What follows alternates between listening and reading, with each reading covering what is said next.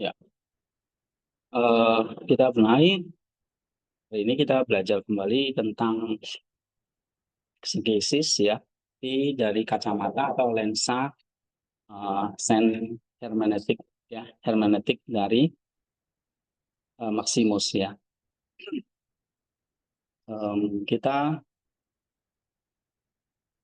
kemarin kita sudah bahas tentang Yakub di Sungai Yabok ya, pergulatannya. Nah, apa yang diajarkan, ada langkah-langkah yang kalian bisa terapkan ya. Sudah kita lihat contoh-contohnya. Tapi kalau kita lihat kembali di sini, langkah-langkah itu semua ada landasan teologisnya, ya. Landasan teologisnya itu sang logos dan logoi, Kristus sebagai sang logosnya, logoi itu prinsip ilahi dalam ciptaan dan di dalam kitab suci, ya. Sehingga ada relasi antara kitab suci dan alam atau ciptaan karena sama-sama wahyu dari sang logos, ya. Kitab suci adalah kosmos yang intelligible, okay, sebagai kosmos yang intelligible dan kehadiran Kristus, kosmos yang tidak kelihatan. Nah, itu ada di dalam kitab suci. Maka disebut dunia simbolis, ya, dan menjadi kehadiran Kristus. Oke. Okay.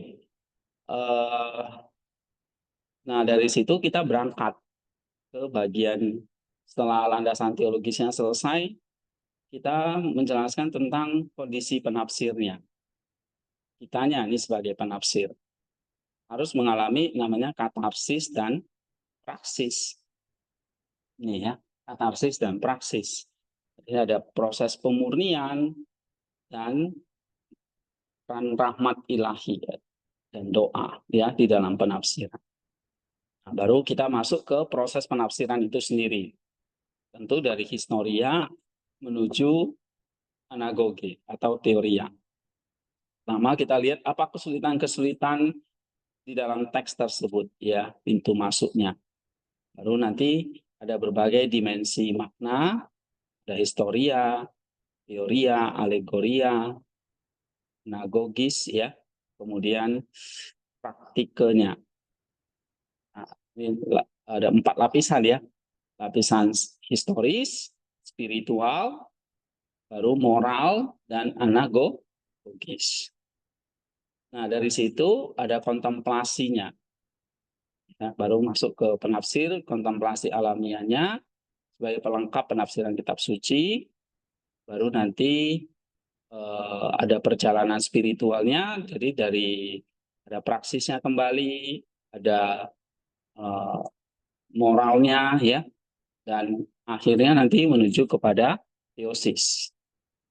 Jadi penafsir itu menjadi penafsiran itu menjadi jalan ya, partisipasi di dalam misteri ilahi. Ya, transformasi penafsir melalui perjumpaan dengan sang logos di dalam teks. Puncaknya ya teosis. Ya. Kemudian ini ada contoh-contoh dari 2 buku ya. Buku pertama On Difficulties in the Church Fathers, ya buku ambigua, dan yang kedua On Difficulties in Sacred Scripture, The Responses to Thalassius. Ini buku yang kedua. Buku yang pertama contohnya ada 9, buku yang kedua contohnya banyak ya. Ini nggak salah sampai 60 ya. Oke, 65 ya. Contoh-contohnya itu ada 65. Termasuk banyak yang diambil juga dari Perjanjian Lama ya. Misalnya kita coba lihat ya. Contoh hmm, kita bisa ambil misalnya dalam Perjanjian Lama aja ya. Eh, Kejadian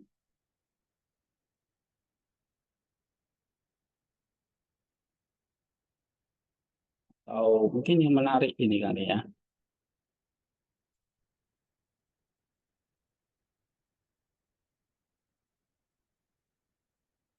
Hmm,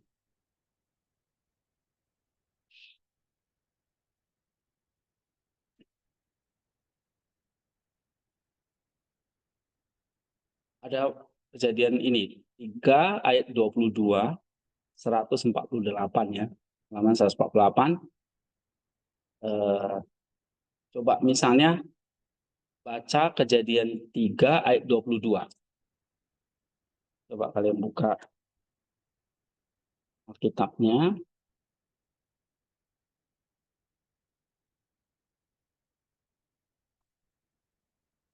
Kejadian 3 ayat 22 misalnya.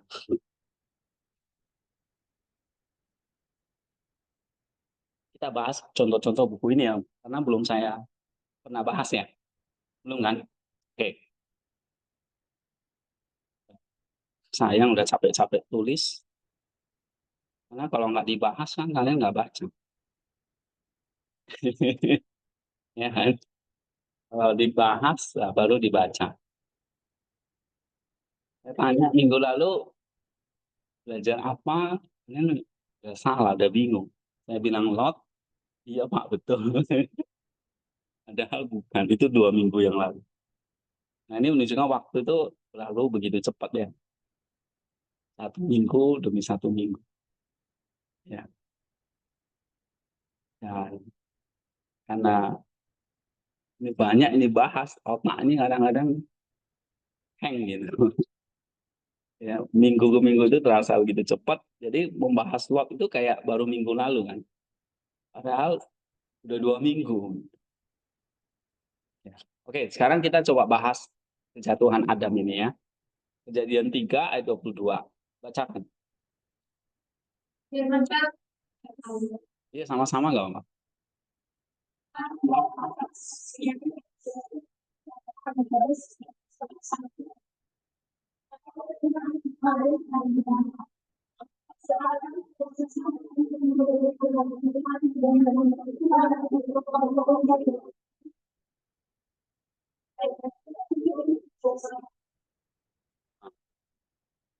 Kamu ngerti nggak baca itu?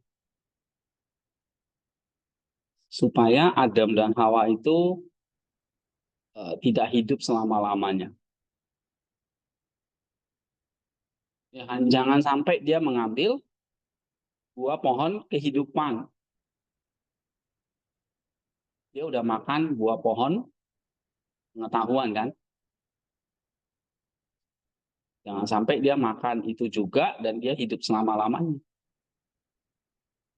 Atau yang kedua itu apa tuh? Aporia di situ.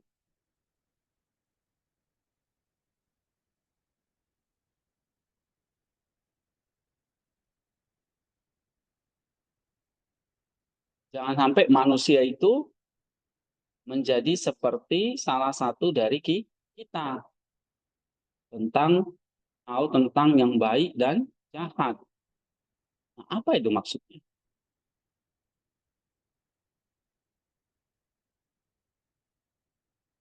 Lalu yang kedua, jangan sampai ia mengulurkan tangannya dan mengambil buah pohon kehidupan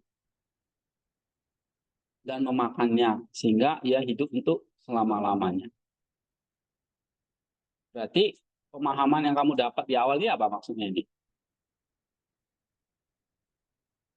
Kalau secara literal kamu baca ini, apa yang akan kamu lihat?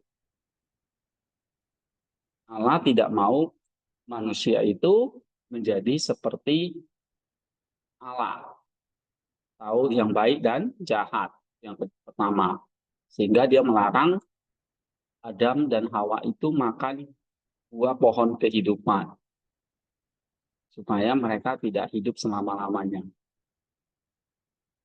Nah, artinya Allah itu tidak menginginkan manusia itu kekal mati kan? Ya kan, Vicky? Nah, benar nggak? Kalau baca secara literalnya seperti itu. Nah, ini tentu satu difficulty ya, ayat yang sulit, aporia istilahnya, di dalam teks. Nah, maka pendekatan kita nggak cukup hanya apa? Nggak cukup hanya historis atau literal. kita harus berangkat ke dimensi spiritual. Baru nanti cari apa makna praktis moralnya dan mana logis. Kalau kita baca teks dari spiritual, dari historis, langsung dari historis kita menafsirkannya, maka nanti jatuhnya hanya moral aja. Ya, kamu perhatikan aja. Ya, pasti jatuhnya cuma apa? Moral.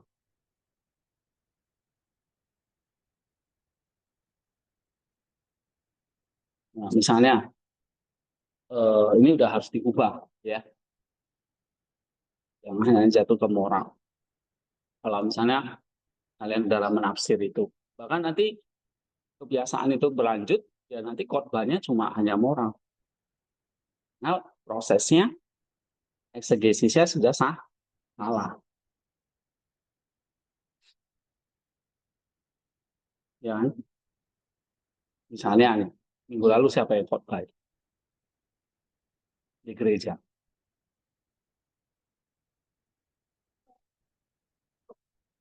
Pak Paul. Ya dia narasi lah ya, cerita. Tapi kamu lihat, pesan moral semua. Ya kan? Misalnya yang mungkin apa yang fresh yang bisa kalian lihat. Atau mungkin waktu di sana memikul salib. Ya, memikul salib berarti yang diajarkan apa? Memberitakan Injil. Ya, setia. That's all moral. Tapi nggak salah. Ya, apa yang disampaikan itu ya itu moral yang kita kerjakan. Tapi benar nggak itu moral yang berasal dari ayat tersebut? Belum tentu. Karena ada satu tahap yang terlompat. Nah, spiritual atau teoria itu eh, kita mau menyingkap apa teorianya dari logo yang ada di dalam teks. Sudah saya jelasin ya. Misalnya kayak kejadian 3:22 itu ada logos dan logonya. Nah, dari logos dan logo itu kalau kamu menangkap esensinya, prinsipnya, logosnya, itulah spiritual meaning-nya. Jadi ada teoria dari sang logos itu, yaitu logo itu.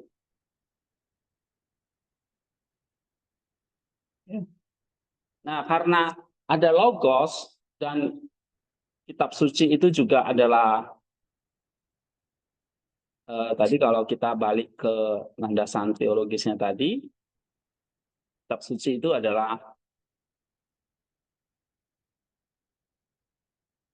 ada mengandung logoi dari ciptaan juga. Karena kan misalnya kayak tadi, yang tercatat di dalam kitab suci ini kan sesungguhnya manusia itu. Ini manusianya beneran ada? Ada logosnya kan?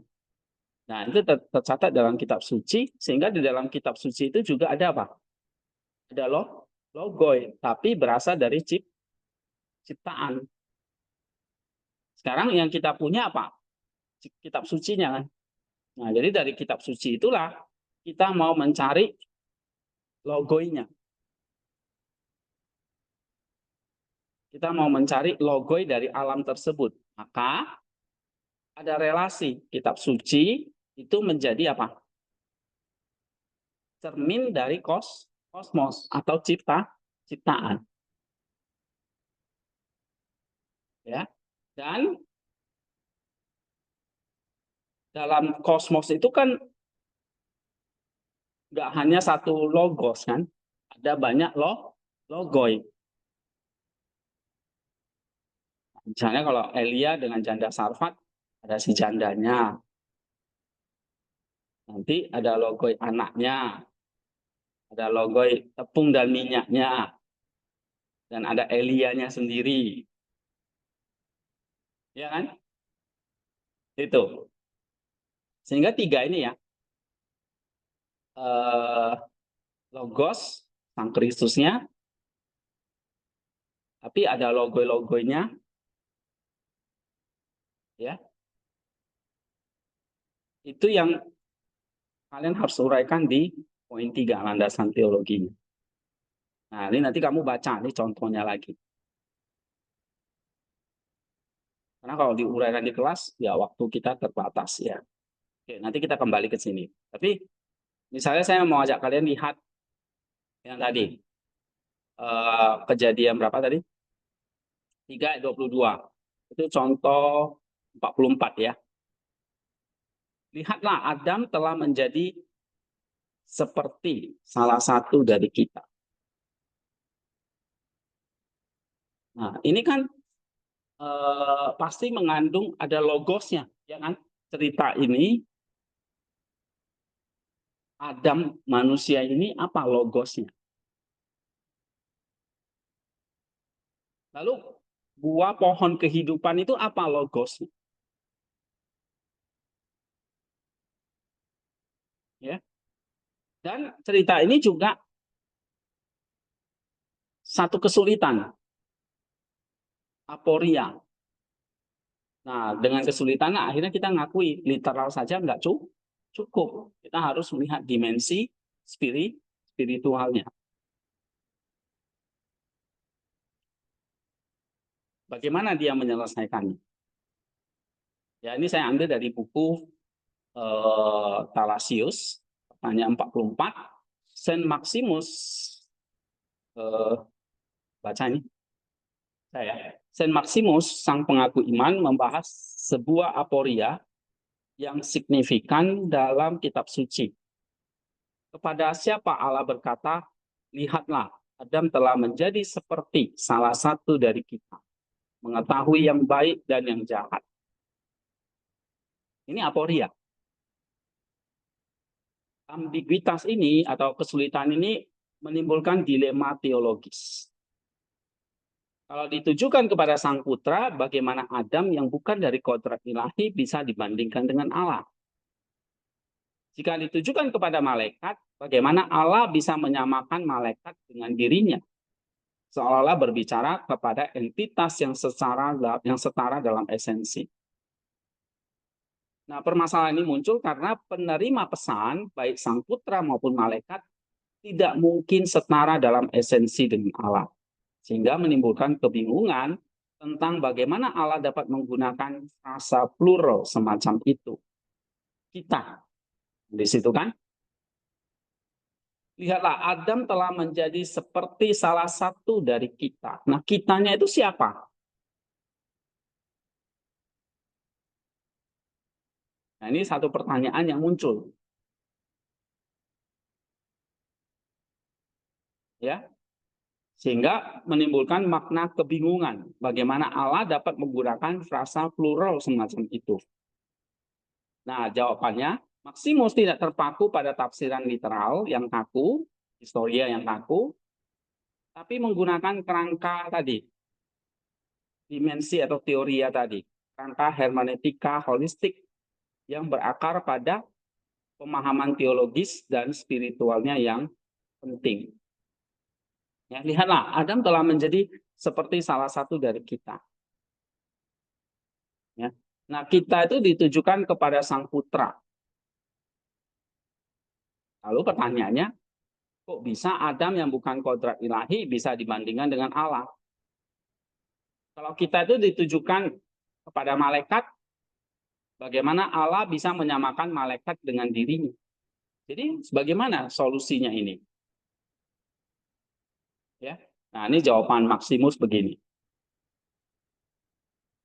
Maximus menjelaskan bahwa kitab suci seringkali membentuk atau menggambar Allah dalam ungkapan-ungkapan yang bersifat relatif terhadap keadaan diri.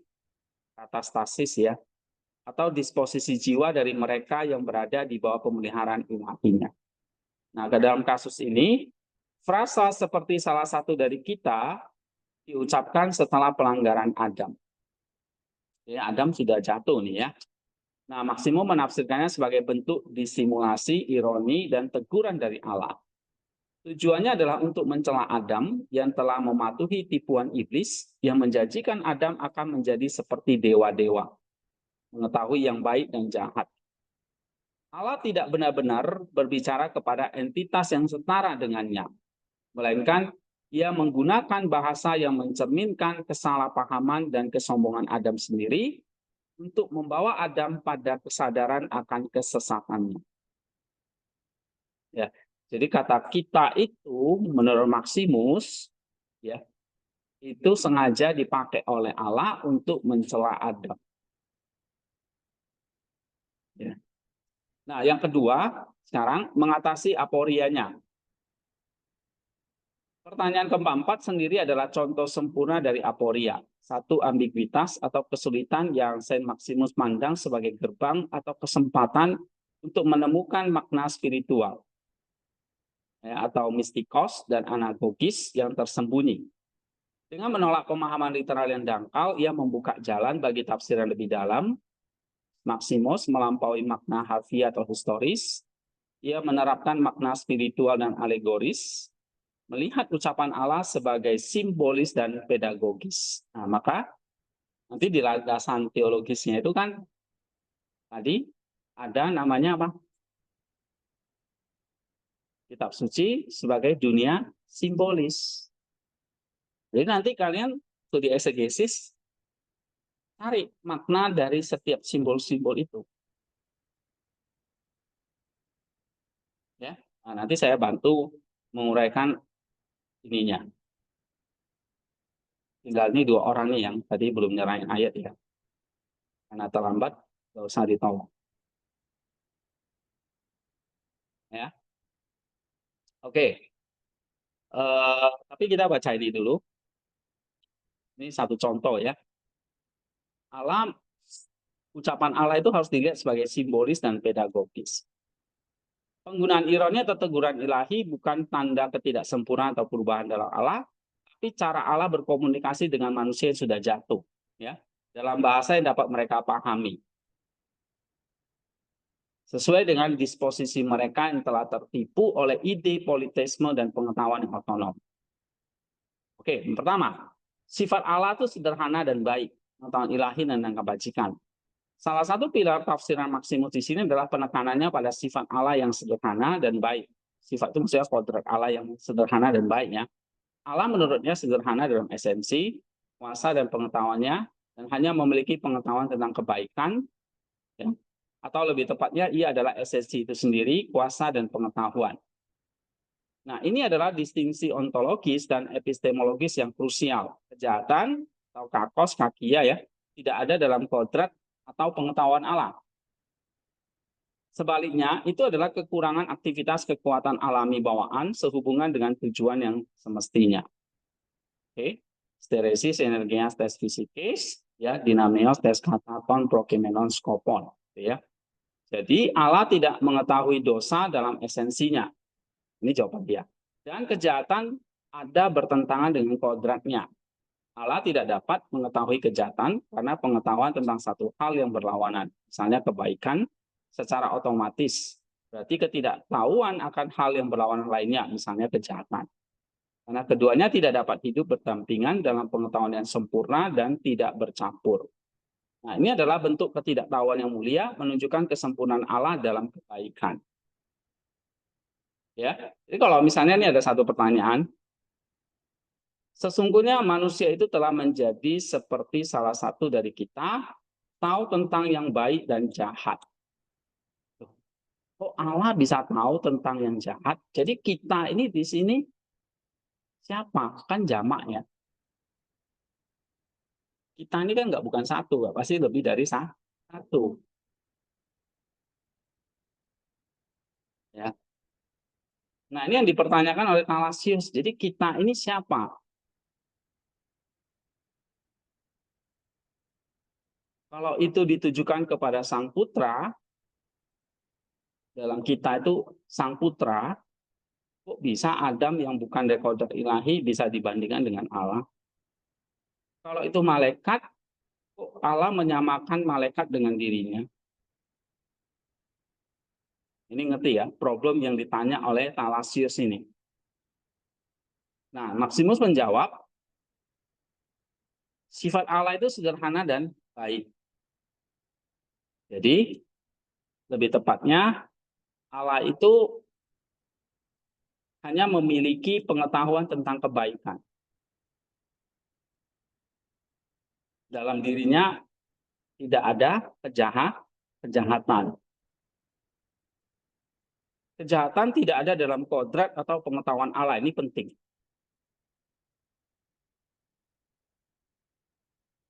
Ya, kalau kita kan bisa tahu tentang jahat, karena kita bisa memikirkan yang jahat. Misalnya kamu pikirkan ada sesuatu yang jahat, benci orang kah atau menipu orang. Walaupun kamu belum melakukannya kan, tapi kan dalam pengetahuanmu. Nah, kira-kira dalam diri Allah bisa begitu nggak? Nggak bisa. Allah nggak punya pengetahuan tentang yang jahat. Lalu kok dia pakai bahasa kita di sini? Tahu tentang yang baik dan jahat. Padahal sifat Allah itu kejahatan tidak ada dalam kodrat dia. Sebaliknya itu adalah kekurangan kekuatan aktivitas kekuatan alami bawaan sehubungan dengan tujuan yang sebenarnya semestinya. Jadi kejahatan itu adalah ketiadaan kekurangan dari kebaikan. Misalnya kamu lihat ada orang yang jatuh, harusnya kita tolongi. Kalau kita tolongin jadi kebaikan kan. Tapi kalau kita biarkan aja, orang itu mampus mati, kita biarkan, itulah jadi kekurangan dari kebaikan. Jadi Allah tidak mengetahui dosa dalam esensinya. Padahal yang dimaksud dengan kata kita di sini, theos, ya, kalau kita lihat di sini,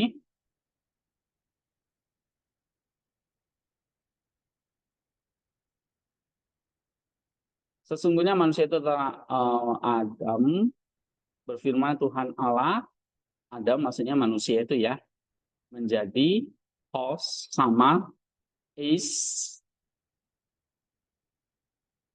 salah satu dari hemon kita. Kita itu di sini esensinya. Nah, esensi Allah satu atau dua? Atau banyak? Satu atau banyak? Satu. Pribadinya tiga. Hipostasisnya tiga. Tapi esensinya satu. Nah, di sini kok esensinya pakai kata kita. Masa esensinya banyak? Esensinya kita itu kan Allah itu kan satu. Nah, Allah tidak mengetahui dosa dalam esensinya, kejahatan ada bertentangan dengan kodrat dia. Allah tidak dapat mengetahui kejahatan karena pengetahuan tentang satu hal yang berlawanan. Jadi Allah itu dalam esensinya tidak tahu, tidak dapat mengetahui kejahatan. Karena tidak ada yang namanya kejahatan itu dalam esensinya. Lu ngerti nggak? Di dalam esensi itu tidak ada yang namanya kejahatan. Jadi kalau nggak ada itu bagaimana dia bisa tahu tentang kejahatan? Paham? Paham ya? Nah, Allah tidak dapat mengetahui kejahatan karena pengetahuan tentang satu hal yang berlawanan. Secara otomatis berarti ketidaktahuan akan hal yang berlawanan lainnya. Ya. Jadi kalau dia bisa tahu yang jahat dan baik seperti ini, seperti kita tahu tentang baik dan jahat, wah bahaya Allah kita ini. Berarti nanti dosa itu juga dari dia. Kan Allah maha baik. Ya, esensinya maha baik.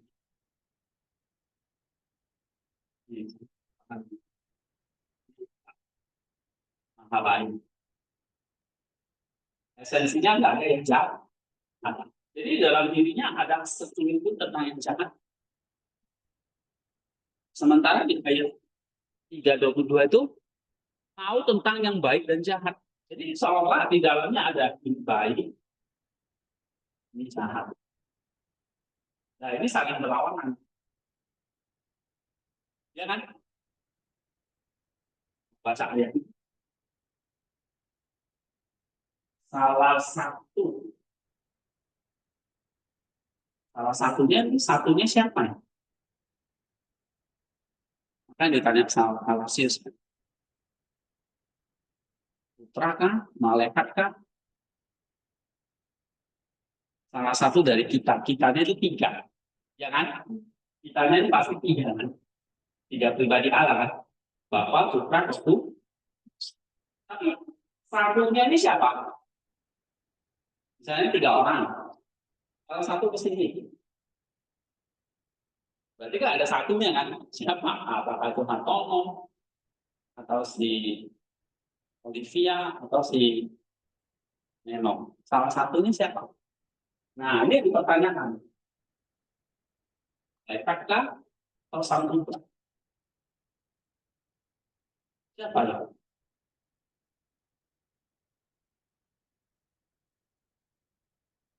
Nah, Alasius jawab. Alasius tanya kan, kita atau satu di sini kan esensinya sama kan? Esensinya sama kan? Hartono sama esensinya, kodratnya sama dengan manusia, ya kan? Berarti kalau esensi Allah sama, dia maha baik, dia hanya tahu yang baik, tidak ada yang jahat. Berarti di dalam dunia itu kan nggak ada namanya baik dan jahat, hitam putih nggak ada kan? Ya kan? Nah, ini cerita. Salah satu dari kita tahu tentang yang baik dan jahat. Jadi dalam diri sang putra, kalaupun itu sang putra tahu yang baik dan jahat, enggak. Logos itu ya tahunya hanya logos yang baik. Dia tidak tahu tentang yang jahat.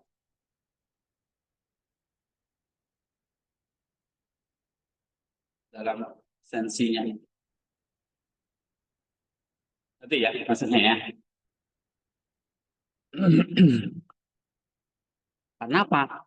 Karena tadi Allah tidak mengetahui dosa dalam esensinya dan kejahatan ada bertentangan dengan kodrat. Ya. Nah, jadi Maximus mengatakan ini adalah bentuk ketidaktahuan yang mulia menunjukkan kesempurnaan Allah dalam kebaikan. Nah, ini pertama kan yang harus tahu dulu bahwa kodrat Allah itu sederhana dan baik. Dia hanya tahu tentang kebaikan. Dia tidak ada tahu tentang kejahatan. Kejahatan tidak ada dalam kodrat atau pengetahuan Allah. Oke? Nah, yang kedua kita jawab lagi begini. Ini belum terselesaikan. Siapa satu itu? Siapa satu orang itu? Yang salah satu dari kita itu. Ya. Meskipun tidak secara eksplisit kristologis dalam respon langsungnya terhadap pertanyaan 44, penafsiran Maximus ini selaras dengan tujuan akhirnya menentukannya, yaitu transformasi penafsir menuju teosis. Ya, nah dia pakai cara ini, orientasinya kristosentris dan menuju teosis.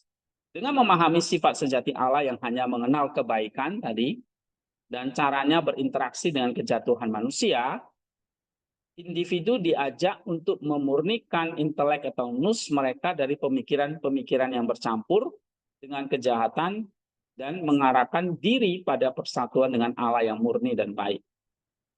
Lebih jauh, tindakan Allah untuk mencegah Adam memakan pohon kehidupan dan hidup selamanya dalam kejahatan adalah tindakan providensial untuk kebaikan tertinggi manusia. Nah, ini dia.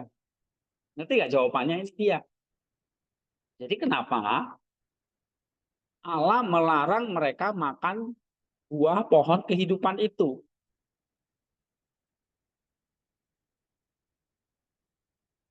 Kenapa Allah mencegah Adam memakan pohon kehidupan dan hidup selamanya? Kenapa?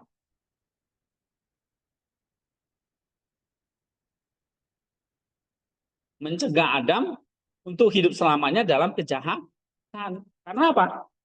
Adam, ini Adam. Dia sudah hitam putih nih. Karena dia sudah jatuh. Di dalam potret Adam sudah ada namanya jahat, kejahatan. Sudah ada namanya ketiadaan kebaikan. Jadi kalau dia makan, maka dia akan hidup selamanya dalam kejahatan. Nah, Allah mencegah, justru mencegah dia untuk kebaikan. Ya, jangan sampai dia hidup dalam kejahatan lamanya. Nah, ini adalah tindakan providensial. Ya, ini mencegah kejahatan menjadi abadi dalam diri manusia, satu langkah fundamental dalam perjalanan menuju kesempurnaan dan teosis. Dengan menghalau Adam dari Taman Eden, Allah secara paradoksal menunjukkan kasihnya yang menjaga kodrat manusia dari kejahatan abadi dan memfasilitasi penebusan di masa depan. Nah, begitu. Jadi paham ya, kenapa kok Allah melarang mereka? Tadi terjawab. Mencegah Adam itu hidup dalam kejahatan selama. Kemudian, Maksimum menyeratkan bahwa pemahaman sejati atas teks ini dan kesulitannya memerlukan keadaan diri atau disposisi spiritual atas stasis yang melampaui kapasitas intelektual semata. Pemahaman ini menuntut praktik asketis, aksis yang memurnikan jiwa dan rahmat ilahi yang menerangi nus kita. Hanya jiwa yang dimurnikan yang dapat memahami makna batin firman, nusnya firman. Maksimo sendiri mengakui bahwa ia hanya dapat berbicara secara konjektural tentang hal-hal ilahi yang mendalam karena pemahaman langsung dari kebenaran ilahi hanya diberikan kepada mereka yang layak seperti Thamasius. Ini menekankan bahwa hermeneutika Maximus bukan hanya latihan intelektual, tapi perjalanan transformatif yang menuntut partisipasi seluruh pribadi. Nah, kesimpulannya adalah jawaban Maksimum untuk pertanyaan Pak bukan sekedar penjelasan filologis atau historis tentang penggunaan plural dalam Kejadian 3:22, tapi sebuah wahyu teologis penting tentang sifat Allah, kodrat kejahatan, dan pemeliharaan ilahi. Jadi kenapa dia mencegah Adam makan? Ini pengerti, ya. Nah, kok Allah bisa mengetahui yang baik dan jahat? Allah tidak mungkin mengetahui baik dan jahat, hanya yang baik, karena dia tidak punya kodrat kejahatan. Ya, pemeliharaan ilahi membimbing manusia menuju pemurnian dan transformasi. Rasa seperti salah satu dari kita, ini adalah satu cerminan ironis dari tipuan iblis yang diterima Adam. Nah, Allah pakai itu kembali. Ya, gitu. Sebuah teguran ilahi yang diucapkan demi kebaikan manusia. Jadi, kenapa salah satu dari kita itu sebetulnya, tadi jawabannya udah di sini. Ini sebetulnya bahasa antropomorfik. Ya, coba kita baca sekali. Nah, salah satu dari kita itu maksudnya ini. Masa salah satu dari kita diucapkan setelah pelanggaran Adam. Ini sebagai satu bentuk disimulasi atau ironi aja. Menyindir. Ya, teguran sebetulnya. Tujuannya adalah untuk mencela Adam yang telah mematuhi tipuan iblis yang menjadikan Adam akan menjadi seperti dewa, mengetahui yang baik dan yang jahat. Jadi Allah itu sebenarnya tidak benar-benar berbicara kepada entitas yang setara dengannya. Tapi dia menggunakan bahasa yang mencerminkan kesalahpahaman dan kesombongan Adam sendiri. Ini kayak celaan atau sindiran ironi gitu. Jadi salah satu dari kita itu bukan bisa mengetahui yang baik dan jahat. Nggak mungkin. Mau itu putra, roh kudus, atau bapa, dia tidak mengetahui yang baik dan dalam esensinya.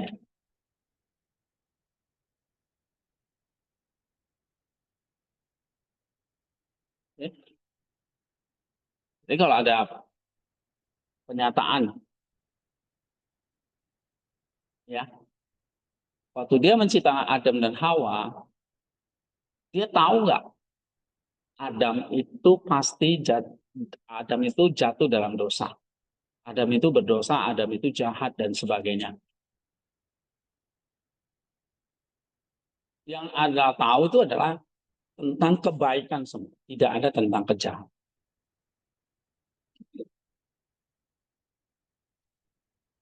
Ya, nah itu dia.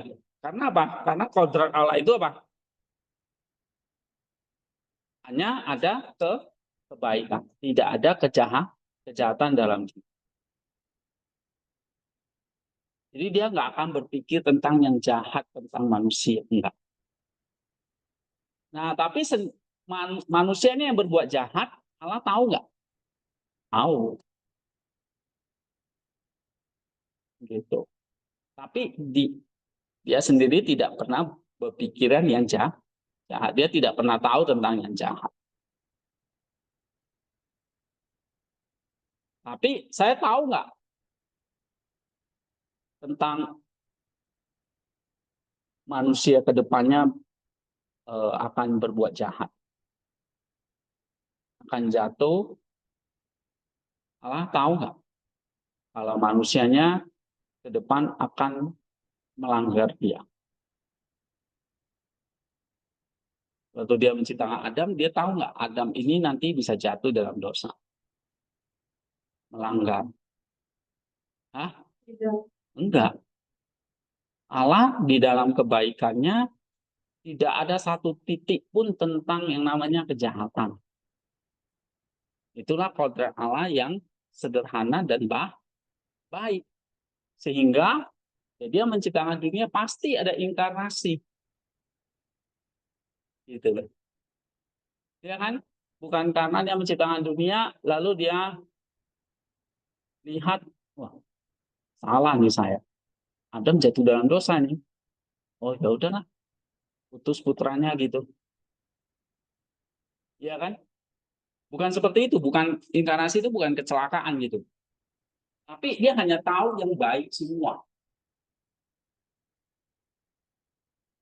Gitu. Ya, tetapi dia bisa melihat misalnya otonom 10 tahun lagi, misalnya ini alam, ini otonom. Ini Allah dalam esensinya tidak ada yang jahat ya, tidak ada hitam putih ya. Ini pokoknya semua putih, maha baik. Ada kejahatan? Tidak ada sama sekali. Nah, dia melihat Hartono 10 tahun ke depan, misalnya nih masuk penjara karena perkosa anak orang. Nah, kira Allah ya, dalam 10 tahun yang depan, Allah tahu nggak si Hartono bakal masuk penjara? Nah,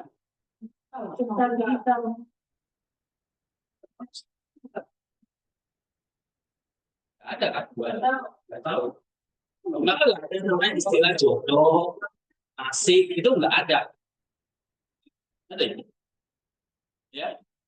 Karena apa? Manusia itu benar-benar punya kehendak bebas.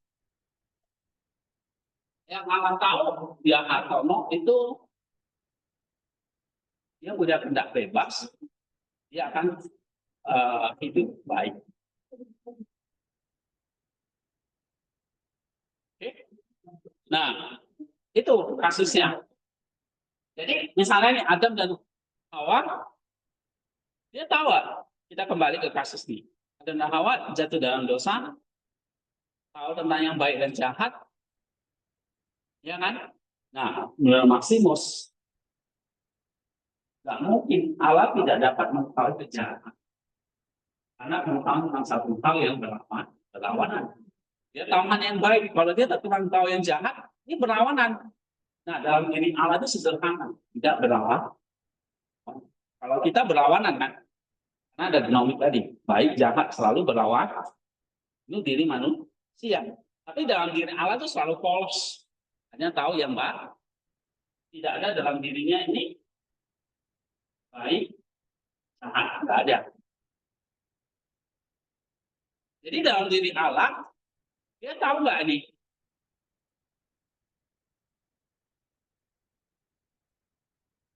Ada sesuatu yang jahat dalam diri Allah. Tahu. tentang baik dan jahat, tahu tentang Adam ini bakal jatuh dalam dosa. Kalau dia tahu bakal Adam jatuh dalam dosa, ya tidak sesuai planning dia. Nah, ini akan bertentangan. Jadi waktu Allah menciptakan, ya benar-benar Adam itu dikasih kebebasan sepenuhnya. Bukan Allah itu bukan kayak sudah men-setting semua. Kita cipta Adam, Adam itu akan jatuh dalam dosa, lalu nanti ada datang juru selamat Yesus, lalu nanti begini. Kayak kamu nulis cerita gitu. Nah, bukan seperti itu. Kalau Allah yang seperti itu, berarti udah ada pengetahuan jahat gak dalam diri. Ada, dia buat manusia menderita dulu, ya kan? Dia buat manusia mati dulu. Dia membuat manusia itu nggak ada.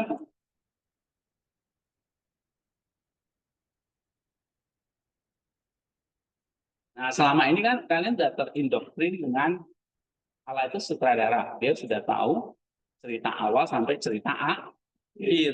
Dia udah tulisnya kan. Dia sang pengarangnya gitu.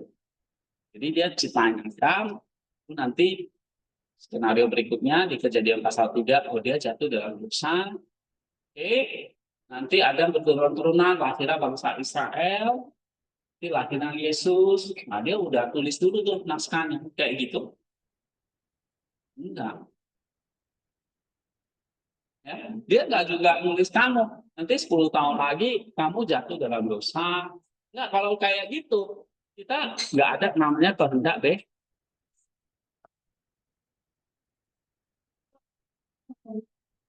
Kita kalau memang begitu, letak pengetahuan awal itu letak di Kemauan Allah selalu berjalan bersama dengan kehendak manusia, kehendak bebas manusia. Iya deh, yang kami pelajari selama ini kayak bertentangan dengan yang waktu itu. Cuma ini kayak masalah juga sih bagi kami. Tapi kalau saya itu ya, seakan-akan saya itu bisa menganggap Allah itu bisa dibohongi. Soalnya saya sekarang kan misalnya saya berbuat baru, terus saya bertobat, terus Allah kayak dia kayak terima-terima aja saya. Terus besoknya itu saya berbuat lagi, saya itu bisa dibohongi. Iya, nanti pada akhirnya nanti kamu yang akan nggak bisa sekodrat dengan dia. Kalau kamu bohongi dia terus, ya nggak ada masalah.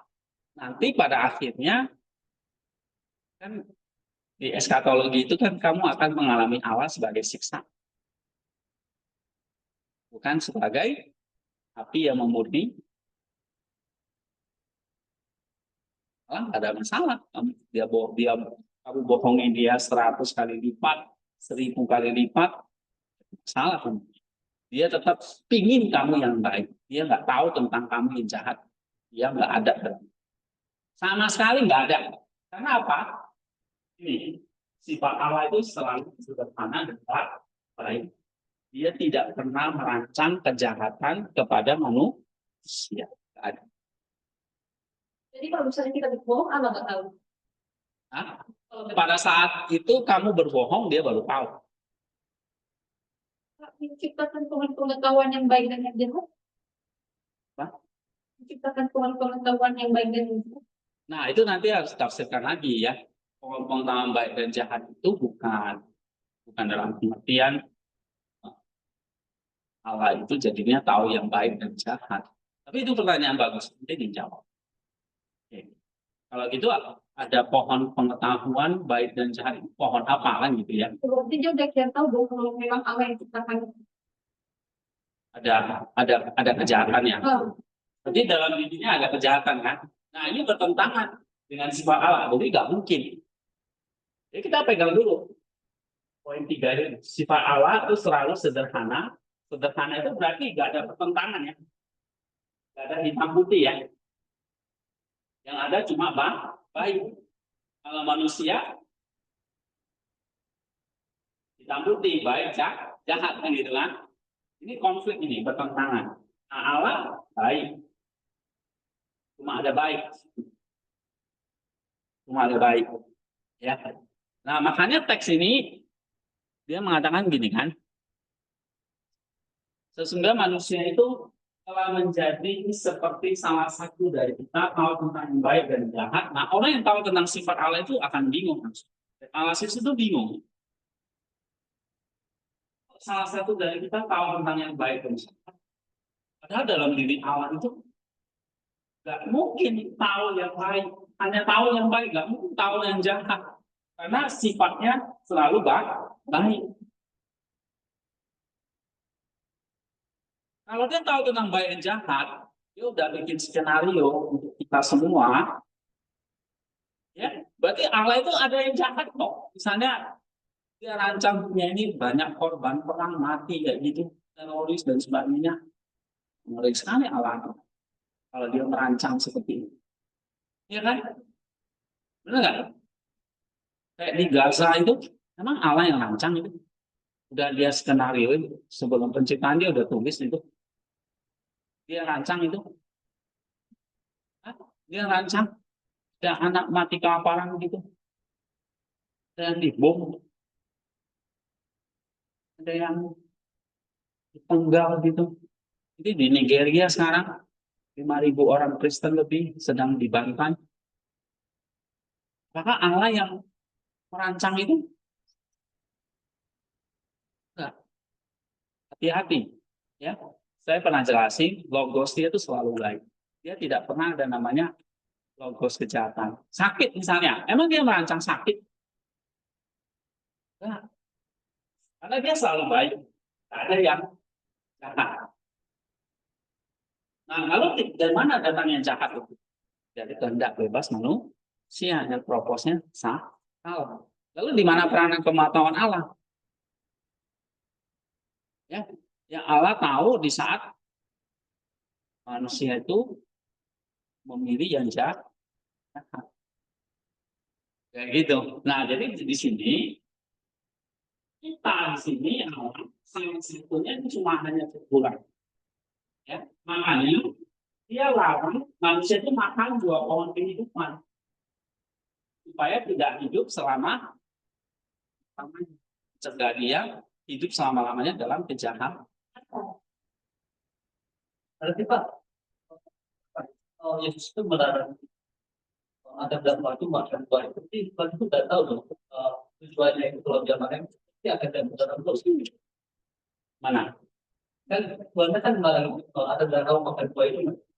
Nah, kalau dia makan kan pasti ada penting. Itu ada tujuannya dong. Kalau dia makan mesti ada tujuannya di sini. Kalau dia makan, kalau dia nggak makan dia akan hidup selama-lamanya. Jadi itu untuk apa sih?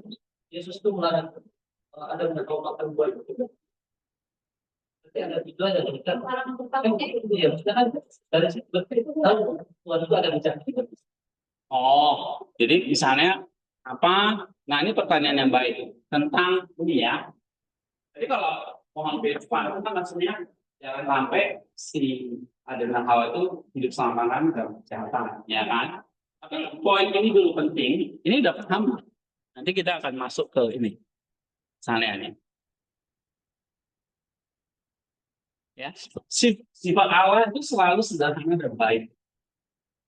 Sederhana dan esensi kuasa pengetahuan dan hanya punya pengetahuan tentang kebaikan. Ya, dia tidak punya pengetahuan tentang kejahatan. Kejahatan tidak ada dan kode atau pengetahuan Allah. Ingat. Oke. Nah, Allah tidak dapat mengetahui kejahatan karena tentang satu hal yang berlawanan, misalnya kebaikan. Kalau itu jahat itu akan bertentangan berlawanan dengan yang lainnya, misalnya kejahatan. Jadi dia tidak bisa dalam dirinya nggak bisa ada konflik gitu. Baik ya baik aja, kepolosan baik, sederhana lah. Kalau manusia itu kan selalu ada udang di balik batu kan. Dia buat baik pun belum tentu itu baik, pasti berlawanan juga kan. Allah yang enggak, dia memang kasih ya kasih gitu, nggak ada neko-nekonya. Itu ya, pohon dari situ ya. Oke. Kan dari kisah yang kita bacakan itu seakan-akan teksnya itu menunjukkan Tuhan sebelumnya udah tahu mana yang jahat dan yang baik. Ya. Dan kan bapak yang tadi Tuhan nggak mengancam. Tapi kalau kita lihat di kisah Nuh, justru Tuhan yang berkata, buat bahtera, sebenarnya saya akan turunkan air. Jadi seakan-akan itu dia juga melakukan penjahat. Itu juga waktu di kisah Timur. Oke, jadi misalnya kenapa kok misalnya dia bunuh orang-orang gitu ya? Jelas juga di teksnya itu yang kita baca di ayat Alkitab tadi, jelas dia tunjukkan Tuhan tahu yang baik dan jahat. Oke. Nah, nanti ini ada dua pertanyaan ya. Coba. Kalau kamu baca di sini, misalnya itu nggak salah Ulangan pasal 7 ya. Bukan, ya Ulangan ya tentang Yosua yang membantai habis bangsa.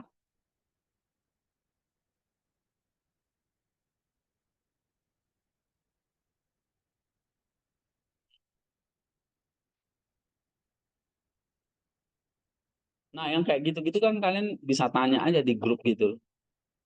Ya. Kan menarik pembahasannya.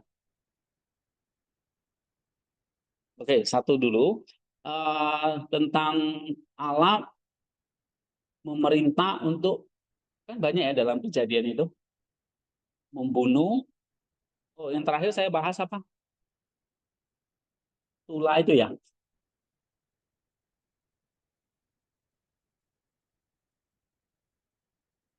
Yang Allah menyuruh, kok dia bunuh semua anak sulung Mesir kan? Nah, itu kan mungkin mewakili pertanyaan Vicky ya. Kayak Allah jadi aktor pembunuhnya kan? Ya, ya. Itu kan udah saya bahas tuh. Oke ya, coba ya. Nih, apakah Allah penyebab kematian anak sulung di Mesir ya? Ya toh? Oke, ini bisa jadi juga satu pertanyaan yang bagus. Apakah Allah penyebab kematian anak sulung di Mesir? Kalau gitu kan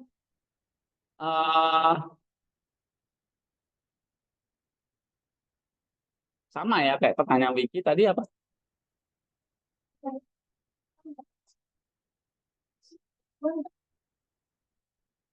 Ya.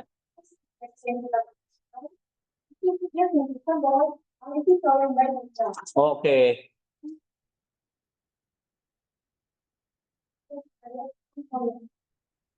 Tahu tentang yang baik dan jahat. Nah, ini sebetulnya kalau jawaban Maximus ini kayak teguran aja, ajaran buat si Adam ini.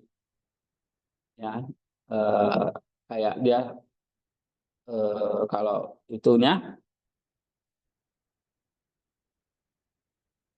itu tadi kembali lagi ke halaman berapa tadi? Contoh. Nah, ini sebetulnya mencela Adam aja yang memati tipuan iblis. Jadi ini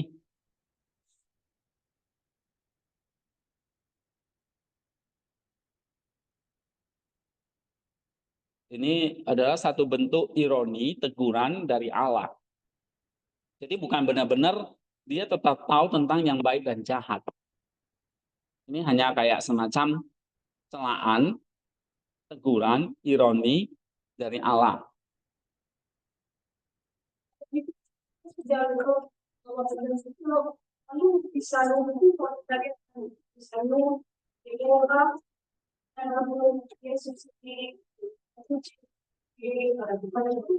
Kenapa tombol itu? Karena dia tahu nanti Iyalah, misalnya kok dia merancang banjir, ya kan? Supaya manusia itu binasa kan, ya toh? Terus kayak dia bunuh bangsa Amalek, ya kan? Eh, Apalagi itu sebelum mereka ambil tanah Kanaan itu kan bangsa Musa dan Yosua itu kan banyak mengalahkan bangsa-bangsa di tanah Kanaan itu kan, dibunuh semua kan, kayak gitu. Nah, apakah di dalam kalau gitu di dalam esensinya yang hanya baik, berarti dia udah kayak merancang yang jahat dong, benar nggak? Iya kan? Kayaknya udah tahu tentang yang jahat. Sementara kalau di sini eh, sifat Allah itu selalu sederhana dan baik. Jadi dia nggak mungkin tahu tentang yang jahat. Misalnya 10 tahun lagi, Allah tuh tahu nggak Kristof itu akan ngapain? Yang Allah tahu adalah Kristof yang baik. Dia nggak pernah tahu Kristof yang jahat. Waktu nanti Kristof misalnya atau Hartono masuk penjara atau enggak, ya itu memang keputusan Kristof atau Hartono. Jadi nggak ada nasib gitu atau takdir gitu loh ya. Dalam diri Allah itu dia nggak bukan aktor yang jahat. Misalnya dia buat suruh ayo bikin batra. Saya mau bunuh semua manusia ini.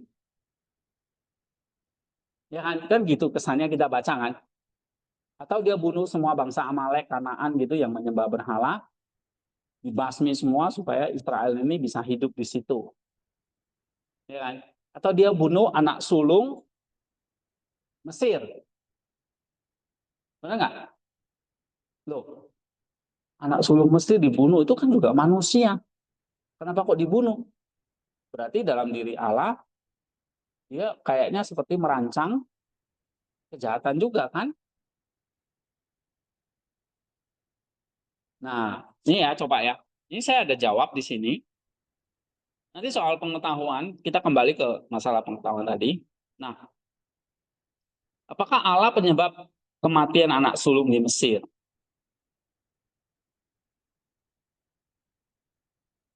Apakah Allah penyebabnya? Ini mungkin satu contoh, saya belum bahas tentang Nuh dan lain-lain ya. Tapi saya pikir satu contoh kasus ini kan mirip ya, bisa mewakili lah ya. Apakah Allah itu yang menjadi penyebab kematian anak sulung di Mesir itu kan banyak sekali gitu. Semuanya mati terbunuh kan dalam salah satu tulah Musa itu kan, ya kan? Oke, nah coba kita bahas ya. Eh, nah saya menjawab, tetap Allah itu bukan penyebabnya karena dia hanya tahu yang baik. Esensinya sederhana, tahu yang baik. Nah, tapi kalau kita baca Alkitab, kayaknya seolah-olah bertentangan itu semua. Apalagi di Perjanjian Lama, gitu kan? Oke, coba baca ya. Ini yang tanya Wiki ya, kalau gitu Wiki yang baca. Ya, bagaimana? Sulung atau apa Mesir, bukankah itu Allah yang buat jahat dari baik? Iya, berarti kan ini tidak bertentangan. Ya, kalau penyebabnya Allah penyebab dosa, penyebab Adam jatuh dalam Hawa, dan Allah itu penyebab anak sulung itu mati. Nah, berarti dalam diri Allah itu nggak ada lagi yang kayak gini, nggak ada lagi yang namanya polos, ya kan? Jadi dalam diri Allah itu tahu yang jahat, ada titik jahat, tahu yang jahat. Nah, maksudnya kan Allah tidak pernah tahu tentang yang jahat, selalu polos. Ini ngerti dulu, Mbak. Di pikiranmu nyampe kan ini. Kalau manusia kan bisa, ya kamu bisa berpikiran yang jahat, tapi bisa berpikiran yang baik. Tapi dalam diri Allah, dia tidak pernah tahu tentang yang jalan. Itu bisa paham ya. Nah, tapi dalam kasus ini misalnya kematian anak sulung di Mesir, gimana nih menjelaskannya? Bertentangan kayaknya dengan ini, ya kan? Aneh ini ya. Nah, coba kita bahas. Baca lagi. Satu sisi kita memiliki teologi seperti yang diartikan oleh Maximus yang menyatakan bahwa Allah adalah Tuhan diri dan tidak menghendaki kejahatan atau kematian. Di sisi lain kita memiliki narasi seperti di Mesir di mana Allah tampak secara aktif dan langsung datangkan penderitaan dan kematian sebuah tujuan yang baik pembebasan Israel. Iya. Tidak ada jawaban tunggal yang mudah, tetapi ada beberapa untuk memahaminya. Nah, ini pertama ya. Saya coba jawab dari sisi Maximus lagi. Ya. Allah adalah kehidupan itu sendiri. Berarti dia tidak pernah menghendaki kejahatan atau kematian. Nah, ini yang selalu kita udah terindoktrin. Tadi yang saya bilang, Allah itu kayak udah nulis skenario hidup Christoph itu akan jadi seperti apa. Dia tahu. Ya. Christoph itu nanti 10 tahun ke depan dia akan jadi seorang narapidana koruptor dan sebagainya, misalnya gitu. Kan kayak gitu misalnya ya, yang jahat lah. Benar nggak? Selama ini kalian kepikiran gitu? Hah? Wah, ini harus dicuci otak nih. Ya, jadi kayak kamu, aduh kamu mengalami satu musibah, akhirnya ujung-ujungnya kita nyalain Allah kan? Ya kan? Karena apa? Karena kamu pikir nasib gua tuh udah di tangan Allah gitu. Padahal tidak. Allah itu kehidupan, dia tidak menghendaki, dia tidak tahu, bahkan tidak tahu kejahatan. Hah? Dia maha tahu dalam pengertian dia hanya tahu yang baik, tidak tahu yang jahat.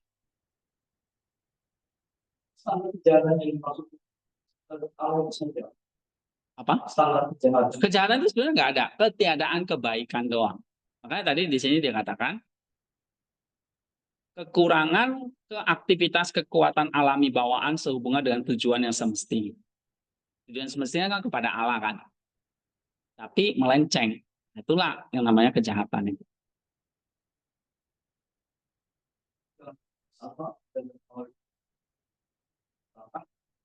Ya, sedang dicoba dengan cara bahkan pohon. Nah, nanti ada jawabannya tentang pohon pengetahuan tadi ya. Kenapa kok Allah ciptakan itu ya? Iya, nanti itu ada kaitannya tadi masalah gambar dan rupa tadi. Itu ada jawaban dimensi lain lagi gitu ya. Nah, tapi yang masalah moral ini juga, masalah moral tentang pembunuhan ini saya kira penting. Karena selama ini tadi kita sudah terindoktrinasi bahwa Allah itu bisa merancang yang jahat. Karena dia tahu yang jahat, jadi dia bisa merancang sesuatu yang jahat. Tapi nanti ujung-ujungnya untuk kebaikan gitu. Nah, itu yang saya nggak suka gitu. Itu pemahaman tentang Allah yang sangat salah.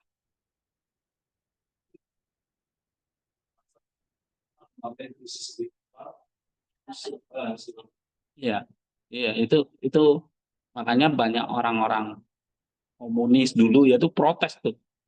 Allahmu Allah yang kejam gitu. Karena orang ateis kan nggak percaya Allah lagi karena Allahmu kejam.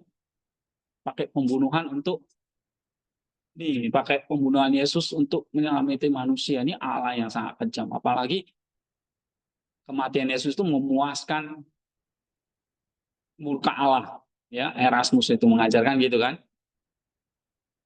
Pengorbanan Yesus di kayu salib itu dikatakan untuk memuaskan murka Allah gitu ya. Allah itu murka gitu.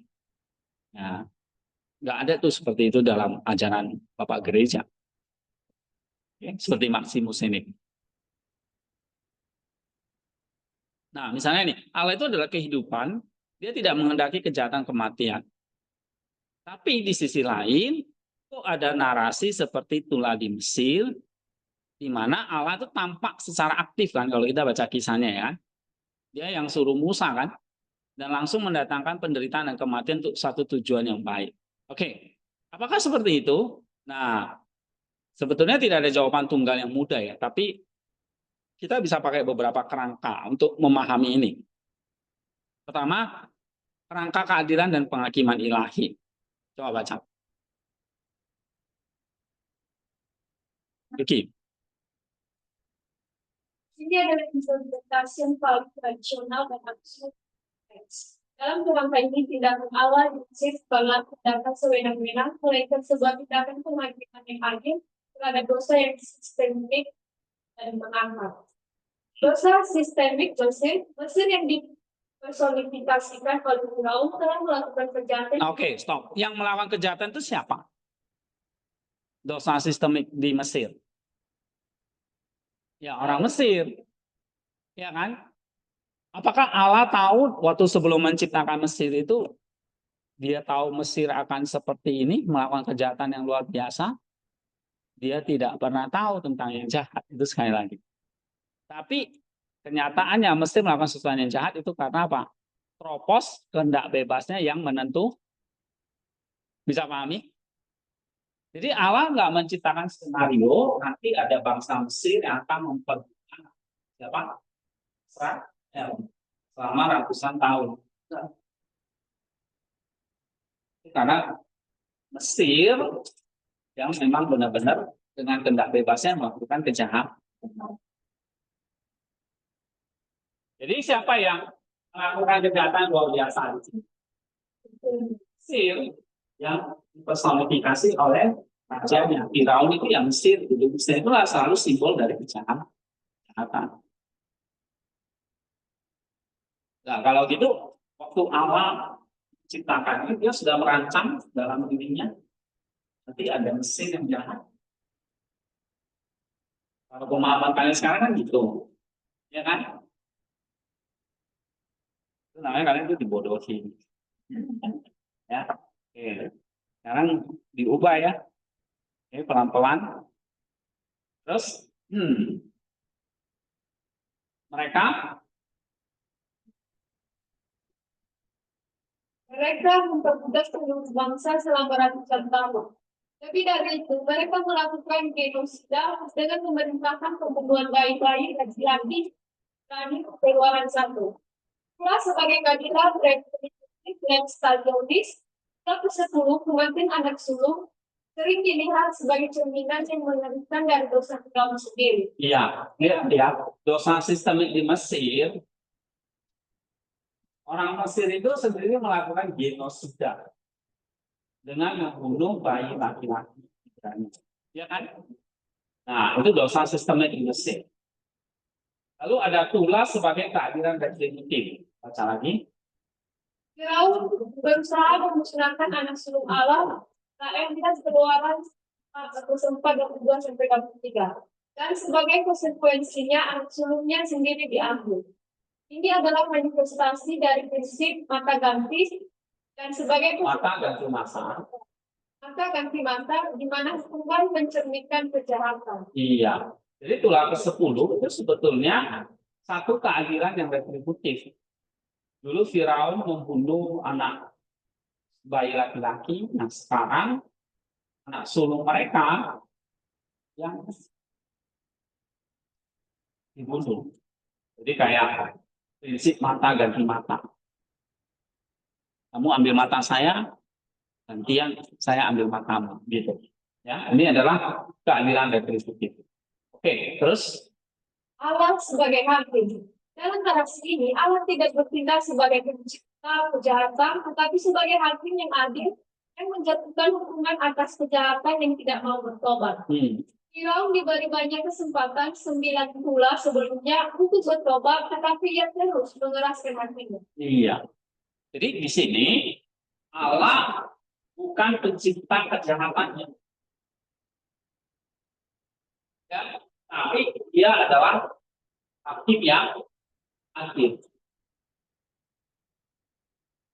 yang menjatuhkan apa? hukuman atas kejahatan yang tidak mau bertobat. Nah, Firaun diberi banyak kesempatan, tapi dia terus mengeraskan hatinya. Oke, terus baca lagi. Dari sudut pandang ini, kematian anak sulung bukanlah kejahatan yang dilakukan Allah, melainkan hukuman yang adil atas kejahatan yang dilakukan manusia. Ini adalah tindakan keadilan ilahi, bukan tindakan kejahatan ilahi. Iya. Jadi ini satu keadilan ilahi, bukan kejahatan ilahi. Ini pandangan yang pertama, ya. Atau kerangka yang pertama, kerangka keadilan dan penghakiman ilahi. Tapi ada kerangka yang kedua, yaitu apa? Kerangka pedagogis dan teologis secara alam. Surat-surat tersebut juga berfungsi sebagai pelajaran atau polemik teologis yang dramatis. Setiap surat menyerang dan mempermalukan salah satu dewa utama Mesir menunjukkan bahwa Yahweh adalah satu-satunya Allah yang setia. Tulah Sulaiman menjadi darah menyerang dewa Sulaiman. Tulah Katak menyerang Dewi Haget, Dewi kesuburan berkepala katak. Tulah kegelapan menyerang dewa Ra, dewa matahari, dewa tertinggi Mesir. Tulah kematian anak sulung adalah serangan pemungkas terhadap Firaun sendiri yang dianggap sebagai dewa dan penjamin kehidupan dan keteraturan di Mesir. Oke, paham ini ya. Jadi ada Tulah itu sebagai cara Allah mengajar. Terus dalam kerangka ini, tindakan Allah adalah sebuah demonstrasi kuasa dan kedaulatannya yang bertujuan untuk membebaskan umatnya Israel, menghakimi ilah-ilah palsu dan sistem penindasan yang dibangun di atasnya. Nyatakan namanya di seluruh bumi. Terus? Bagaimana Maximus sang pelaku bisa mendekatinya? Oh, udah sampai sini ya. Nah, jadi kerangka yang kedua, ini adalah cara Allah mengajar bangsa Mesir, ya. Allah mendemonstrasikan kuasa dan kedaulatan untuk membebaskan umatnya, menghakimi ilah-ilah palsu, dan menyatakan namanya di seluruh bumi. Ya.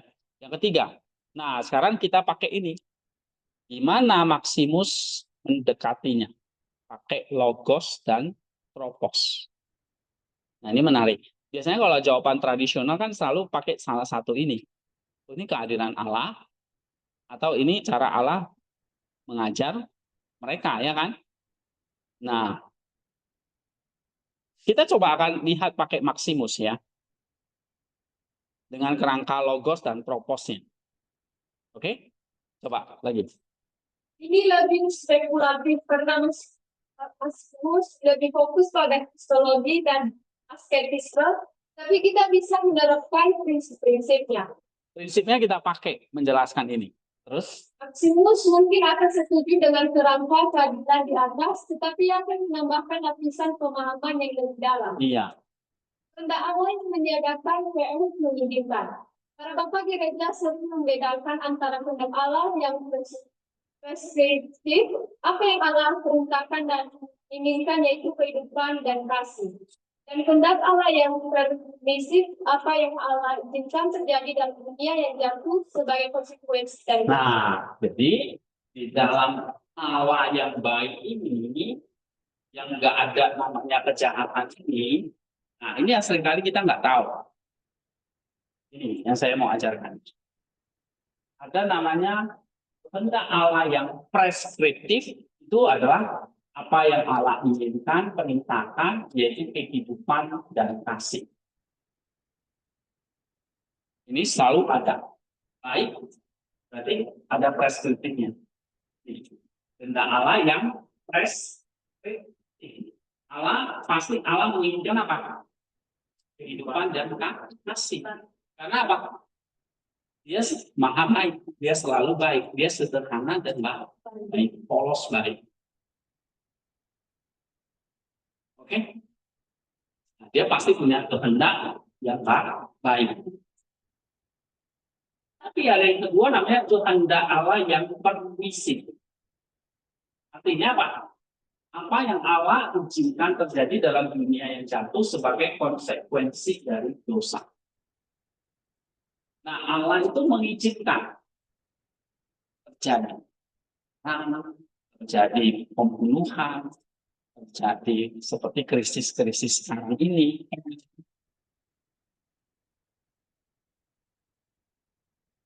Ya, Allah mengizinkan terjadi apa?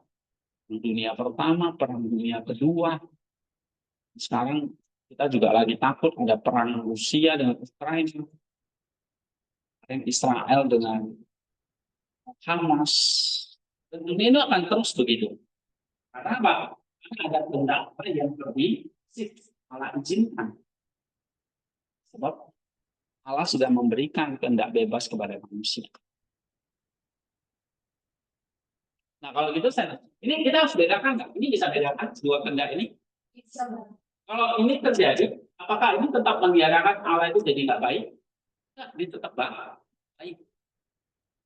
Dia tetap tidak tahu yang jahat. Kan kita kadang lucu ya. Antono hari ini pilih baju hitam. Sebelum ini Allah sudah tahu kamu bakal pakai baju hitam. Nah, karena Allah nggak kontrol kehendak bebasnya mau pilih apa. Jadi Allah Maha Tahu itu Allah yang tahu tapi tidak melanggar kehendak bebas manusia. Karena apa? Karena Allah punya kehendak Allah yang permisif. Dia izinkan kamu pilih apa. Ya, Allah izinkan kamu pilih apa. Allah izinkan kalau Ika tuh pilih yang jahat nantinya. Pilih masuk jadi muslim lagi. Dia izinkan, tidak ada masalah. Atau misalnya email, Allah izinkan. Ya kan? Misalnya email pilih sesuatu yang jahat. Gitu. Tapi Allah maunya apa? Ya enggak. Nah, di sini udah mulai ngerti. Jadi kalau kayak ada tulah gitu, ada kejahatan, apakah itu dari dia? Hah? Nah, pilihan manusia sendiri.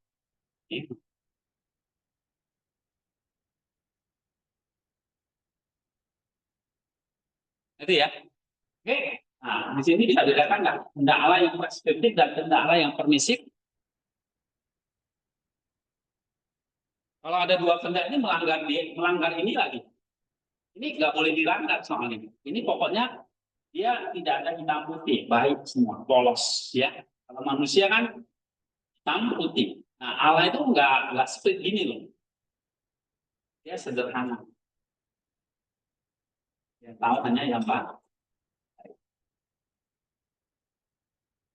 Ya. Oke. Misalnya tadi saya kasih contoh. Allah menghendaki kita semua itu diselamatkan, Nenong diselamatkan semua. Tapi misalnya suatu saat nih, ya, Nenong ini menjadi seorang pembunuh bayaran atau startup di mentau, ya kan? Dia direbut sebagai manusia, yang katanya membunuh orang-orang jahat, orang-orang ya kalau disuruh bayar dia membunuh bayar. Nah, lucu nih. Lalu terjadilah pembantaian besar-besar. Nah, apakah Allah akan mengatakan, oh, ini Allah jahat nih, sang saya jadi seorang pembunuh? Oh, Allah biarkan dia, karena Allah punya kehendak yang permisif. Seperti dia maunya Firaun itu bertobat, seperti tadi. Tapi udah bolak-balik diperingati, nggak mau.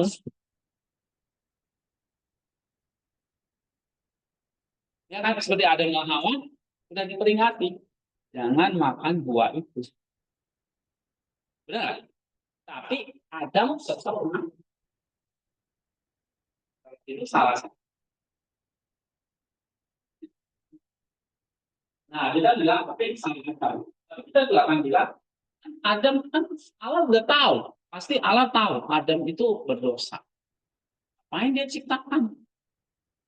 Nah, dalam diri Allah, Allah itu nggak tahu tentang kejahatan soalnya.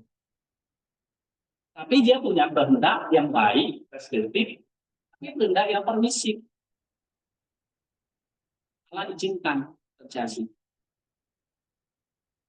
Allah izinkan Adam itu mah. Emang Allah itu cegah nggak? Nah, waktu Adam mau makan itu kan ada ulangnya kan? Allah tidak cegah nggak? Kayak dia cegah jangan makan pohon itu. Tapi kenapa Allah nggak mencegah? Tidak bagus. Iya. Nah, Allah punya kehendak tapi dia izin. Misalnya nih, kamu suatu saat izin sama saya ke kantor, Pak, saya mau keluar beli kebutuhan. Itu saya izinkan. Terus tiba-tiba kamu bukan beli kebutuhan, kamu malah belinya alkohol lah, narkoba lah. Terus yang salah saya atau kamu? Kamu kan? Saya cuma mengizinkan kamu keluar. Lalu kamu akan bilang, saya yang merancang. Kamu beli alkohol, kamu siapa yang merancang? Iya kan gitu. Jadi kalau Allah itu mengizinkan bukan berarti Allah yang merancang. Ya. Oke, yang kedua, baca lagi. Kematian sebagai konsekuensi dosa. Marximus akan menegaskan bahwa kematian masuk ke dalam dunia melalui dosa. Ketika Firaun dan Mesir secara sistematis memilih jalan dosa, penindasan, dan penyembahan berhala, dan secara aktif menolak pertobatan, mereka pada dasarnya memilih jalan kematian.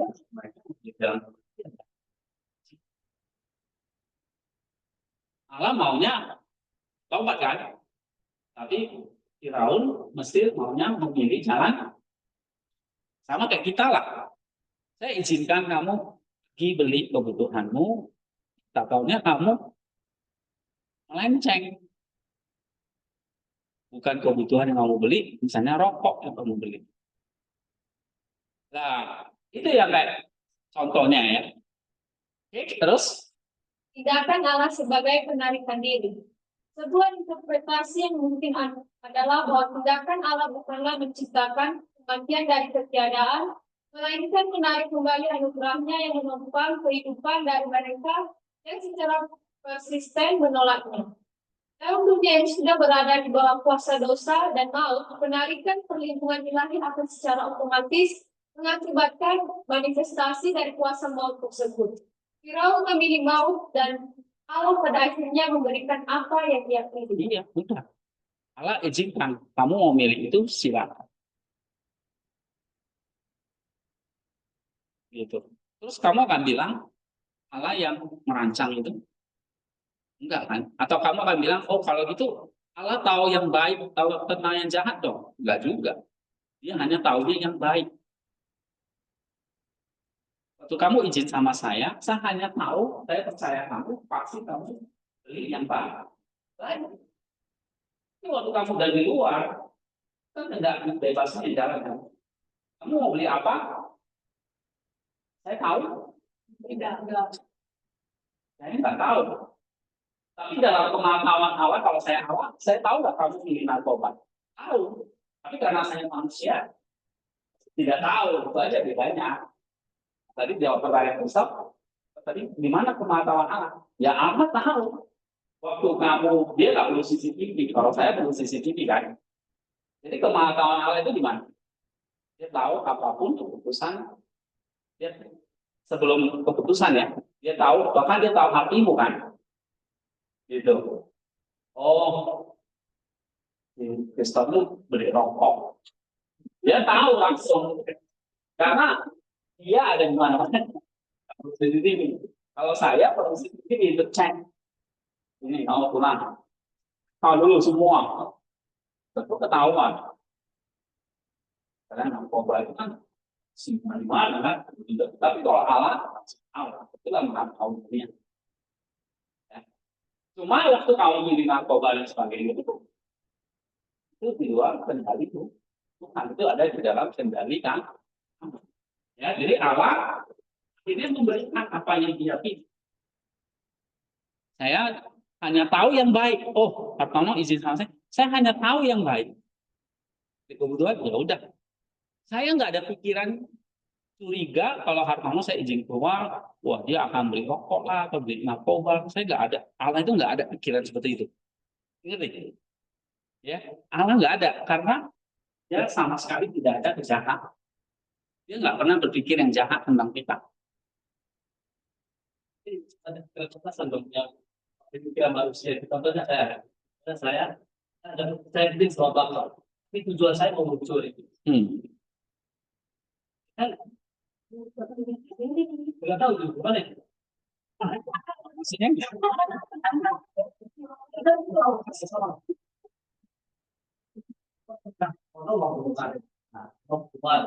dia nggak tahu. Kan nggak tahu dia berapa. Iya, dia izin misalnya mau beli kebutuhan. Yang saya tahu, ya saya dalam kepolosan saya, ya Hartono keluar memang beli kebutuhan. Udah. Tapi ternyata kalau Hartono keluar, dia kan tidak punya kendali. Dia mau beli apa? Saya nggak tahu. Sebagai manusia yang terbatas. Tapi Allah tak tahu. Kalau Hartono nanti pilih apa? Bukan Allah yang kendali, Pak. Allah cuma tahu. Nah, itu tahu dalam kehendaknya yang permisif. Bukan berarti tahu dalam kehendak yang permisif, lalu Allah itu jadi perancang jahat yang menentukan takdir kamu, gitu-gitu enggak. Atau menentang naturnya sendiri, enggak. Misalnya dia tahu Firaun memilih yang jahat. Allah tahu enggak? Sebelum Firaun memilih yang jahat, Allah tahu nggak? Allah nggak tahu yang jahat. Allah hanya tahu Firaun yang baik. Ternyata Firaun menjadi jahat membunuh anak-anak Israel. Nah, waktu dia membunuh anak Israel, tahu nggak? Tahu. Tapi tahunya Allah kamu membuat dia jadi tahu yang jahat? Enggak juga, karena dia punya kehendak yang permisif. Dia hanya tahu yang baik. Itu yang saya. Contoh, misalnya, tadi yang gampang, saya Allah. Tono datang kepada saya, mau izin keluar beli kebutuhan sabun misalnya. Udah sampai di toko itu nggak jual sabun doang, ada jual rokok, ada jual minuman. Nah, ternyata yang Tono tergoda. Sabun kan tadi mungkin juga nggak tahu, ya kan? Nah, dan bebas kan? Di rokok juga. Nah, waktu dia beli rokok, saya yang di kantor tahu nggak Hartono beli rokok? Enggak. Tapi kalau saya awal, saya tahu nggak?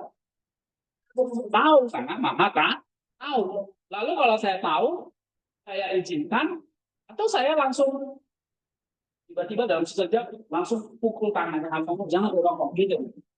Kan kayak gitu kan? Allah itu nggak seperti itu kan? Ngerti nggak? Ya, Allah berarti tahu yang baik, polos, saya tahu. Pokoknya saya hanya tahu polos atau itu pilih sabun, bukan rokok. Tapi saya tahu nggak waktu Hartono pilih rokok, Allah tahu nggak?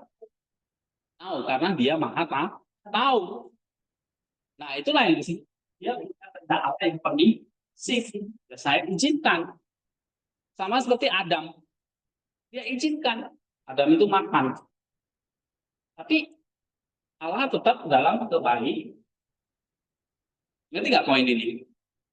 Nah, dia akhirnya mengizinkan, akhirnya memberikan apa yang manusia ingin. Dengan stop pilihnya rokok, ya udah kalian izinkan. Dia enggak tergak dia. Itu. Kalau misalnya ini, Allah tahu. Terus Allah tahunya sebelum melakukan atau pas orang itu melakukan. Allah tahunya pas orang itu mampu. Jadi kalau dia sedang misalnya kan kita nggak mungkin langsung spontan langsung ambil gitu. Tentunya kita pikirkan dulu apa yang mau kita ambil. Ya. Dan Allah sudah tahu apa yang kamu pikirkan. Oh, berarti pada saat belum melakukan Allah sudah tahu berarti. Dalam pikirannya dia Dalam tahu. pikiran. Iya. Karena dia maha tahu. Bahkan hati ini dia tahu. Tapi dia tetap membiarkan karena punya kehendak Allah yang prinsip itu. Dia bisa membedakan baik dan enggak. Hah? Dia bisa membedakan baik dan enggak. Enggak, dia tetap tahu hanya yang baik. Itu. Dia hanya punya kehendak preskriptif. Nih. Ini kehendak Allah yang preskriptif. Hanya Allah yang Allah tahu hanya tahu tentang kehidupan dan kasih. Enggak ada satu titik pun jahat. Terus gimana dengan Quran tersebut yang menegur kita ketika kita melakukan kita? Ya Roh Kudus menegur, tapi kan bukan berarti dia tahu tentang yang baik dan jahat. Roh Kudus menegur dalam konteks seperti Allah dalam kepolosannya. Dia pasti akan menegur kita yang baik, nggak mungkin yang jahat. Pak, saya sudah simpul tapi Sini.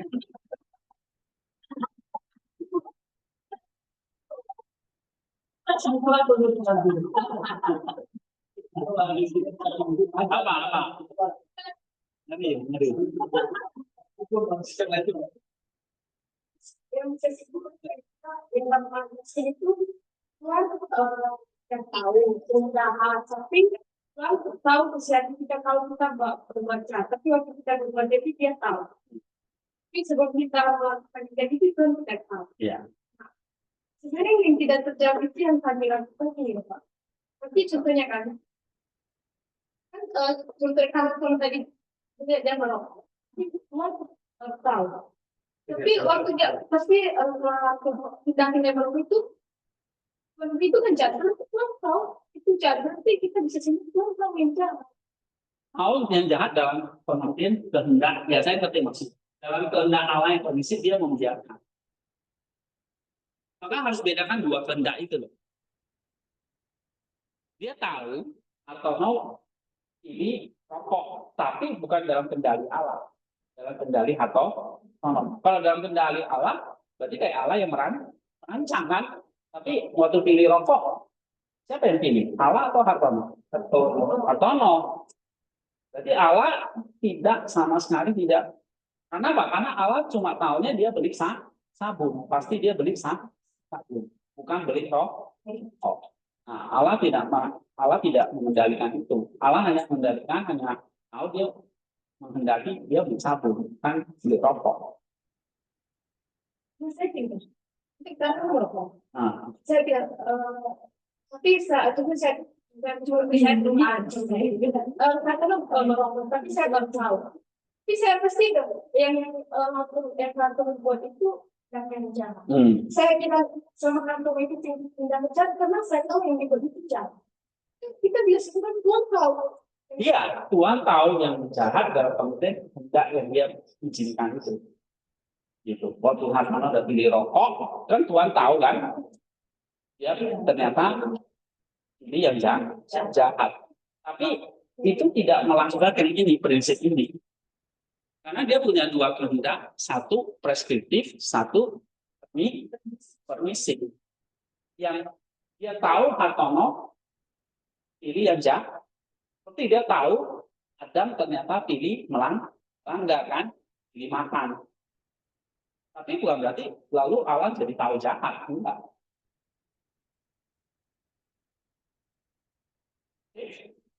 Karena Allah hanya tahu apa? Iya, dia hanya tahu Allah itu Adam itu tidak makan. Adam itu tidak baik pasti.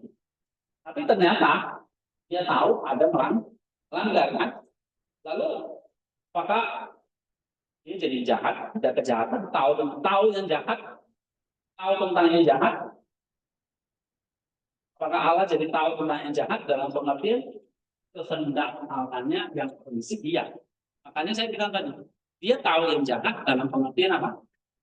Dia izinkan.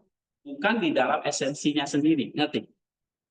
Dalam esensinya selalu kehendak yang preskriptif. Tetapi permisifnya ada. Dia tahu yang jahat dari manusia. Tapi di dalam esensinya sama kayak ini. Saya waktu saya izinkan atau keluar, bukan berarti saya jadi jahat. Kan gitu kan? Yang jahat dia.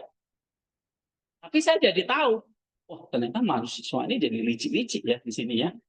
Suka ngomongnya ini, tapi ternyata enggak. Nah, saya jadi tahu gitu loh. Tapi saya tetap tidak jahat. Yang jahat, tahu yang jahat, ya jadi saya tidak tahu. Enggak saya yang izin. Ngerti nggak di sini? Nah, maka harus bedakan dua kehendak ini. Preskriptif dan permisif. Oke? Cepelnya apa ini? Hah? Book club ya.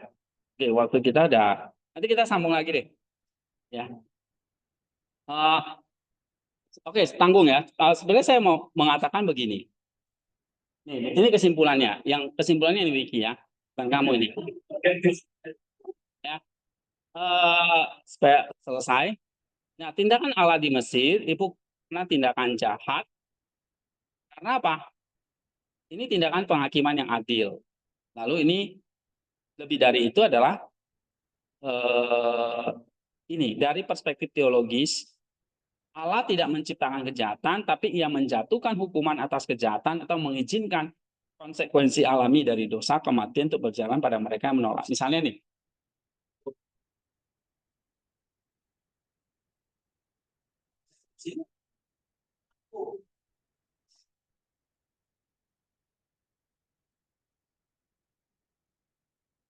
ya kan? Nah, ini jadi konsekuensi logis, jadi mengizinkan konsekuensi ini, maka disebut sebagai hakim. Kamu pilih ini, menanggung konsekuensi. Nah, apakah ini melanggar kebaikan Allah yang polos? Tidak. Allah yang merancang, Allah yang menyebabkan? Tidak. Itu jawabannya. Ya, nah, nanti kita singgung tentang pohon itu ya. Kenapa kok Allah kasih pohon? Yang tadi ada satu pertanyaan. Habis itu nanti kita bahas tentang tugas-tugas kalian ya. Oke, kita cepel dulu.